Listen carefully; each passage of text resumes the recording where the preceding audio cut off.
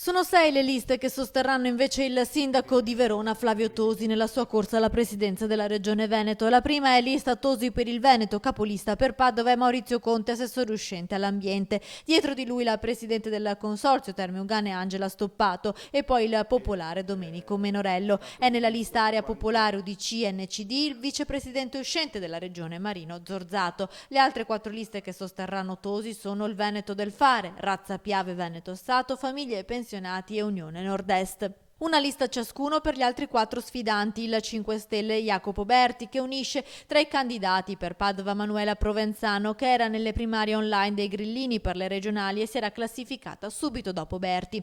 Una lista anche per il candidato presidente l'indipendentista Alessio Morosin. L'estrema destra con Forza Nuova presenta un proprio candidato presidente Sebastiano Sartori.